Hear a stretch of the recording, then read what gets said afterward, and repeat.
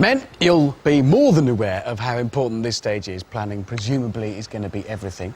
On an interesting note, Alexander's technique for bonding his army apparently centred around huge drinking competitions. I don't know if you had anything like that planned. No. Probably inappropriate. But use this time wisely, obviously, so get planning, sort yourselves out ready for battle. What we need to know is what we've actually physically got control of. We can concentrate our effort and attention on where we should win the battle. Overall, the battle plan is to move up the phalanxes.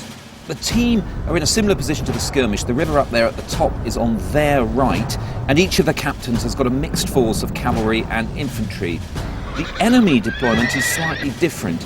They've got their cavalry and chariots, their highly mobile forces, on their right, the bottom of that picture, with infantry in the centre and left, and in front of the infantry, this screen, this large number of war elephants. OK, guys, that's your planning time up. Generals, what's your plan? Right. Basically, we're going to use Alexander's army's strength, concentrate on the heavy cavalry on the left, and then supported by his elite foot companions and horse archers and light infantry on the right to entertain his best troops, his war elephants.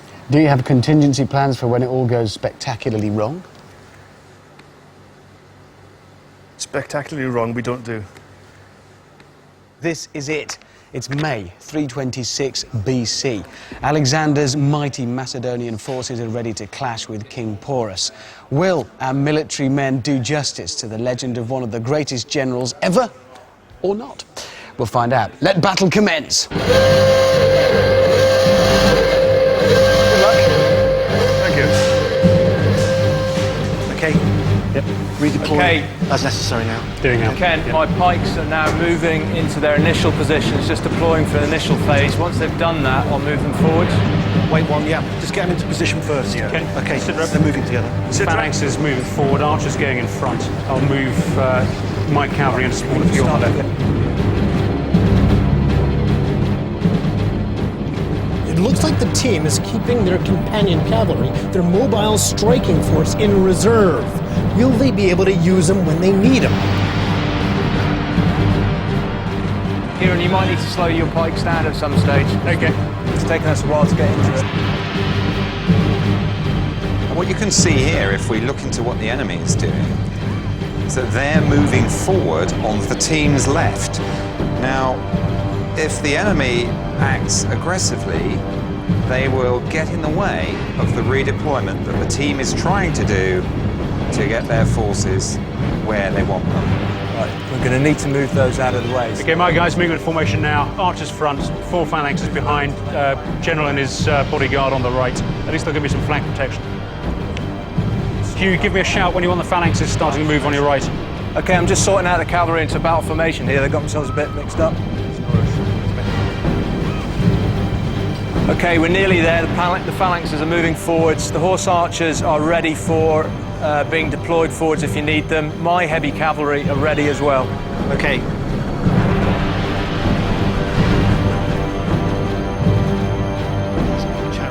Right, Ken, I can see a huge dust cloud on the right-hand side of the battle down towards the river. They're the enemy elephants. The great thing for Porus about his elephants is that the Macedonian horses are afraid of the smell of them, so the phalanx is going to have to deal with them, not the cavalry. Now, the Indians actually fed their horses with grain laced with alcohol to try and keep them from bolting in fear. Unfortunately for them, the horses turned out to be happy drunks rather than angry ones. Do you know, this feels how I imagine a proper war room would actually feel. It's kind of suppressed, quiet, calm. Towards me. Can I deploy my horse? There's not much panicking going on. Yeah, we don't do panic. Shame, really. I like Do you want panic. it? Oh, well, I like panic. I'll run around with But my they're hands in the coming air. towards you now. They've got chariots backed up with cavalry and... But they're coming to the ground of our choosing. They are reacting to us. So you're not being snuck up on here, you're waiting. And you've provoked this. We're moving forward. We're moving forward according to our plan. At the end of the day, we don't want to react to them. We've got to get them reacting to us. That's the plan, anyway. That's confidence, that is. Good luck. Those chariots are very mobile. If those chariots cross the team's front to where there is no cavalry, and come in against the light infantry that the team has connecting their heavy infantry to the river, it could be very difficult for the team. Yeah, I think one can say that they haven't learned the lesson about the vulnerability of their right flank from a skirmish. It is pretty open there. Right, Hugh, general advance on your side now. I'm going to hold my phalanxes to bring in line with you. Bring them forwards and conform against those chariots. They're being very calm down there. They're very calm indeed. I mean, they've got a very good formation going on down there, but it's taking forever to do it. And meanwhile, they're being advanced on. But they're claiming that they're provoking that and they're waiting for them to come to them. Well, we'll find out have afterwards whether that's the You case. think this is a mistake? They need to control this battle space. Because if this is a mistake, it's a big one. So come on, it's early in the battle. Oh, yeah, it's very early. Let's see them under some serious You don't pressure. want to come down on one side or the other. Oh, no, no. I think... No. I think it would be quite wrong at this stage.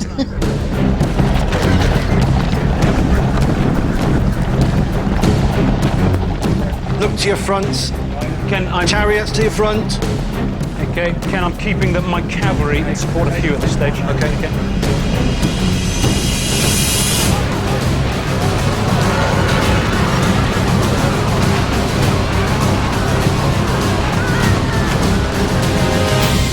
The chariots are doing hit and run. Bit of hit and run. It's not fatal to the phalanx, but it's not good either.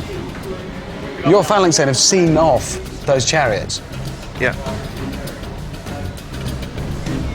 Can we have Kieran's cavalry to advance They're moving up on the left now. as fast as possible? Charge, Okay. yeah? For the first time, I have a good feeling about the team, because basically they've succeeded in completing their redeployment. They haven't been too distracted by the Indian attack, and they're now moving forward in a very compact, mutually supporting way, so that if some body of enemy does find a flank or does in some way take them a bit by surprise, they've got supporting forces ready to step in and change the situation. Kieran, Yep. One of those units. can we have your companions to support Hugh going attacking on the left? My cavalry are moving up in support of Hugh now. Yeah, great. Right, we've got the heavy cavalry engaging the chariots on the left. I think they're being driven off. Yeah.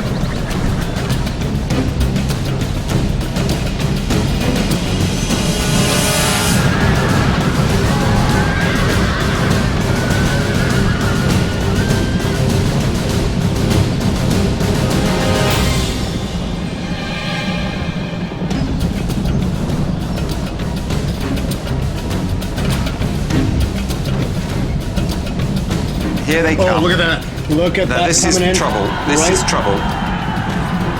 Oh, look at that. There they go.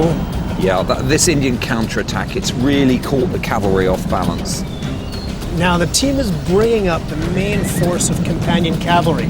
If they can keep up the momentum, then they can take apart Porus's ability to fight this battle.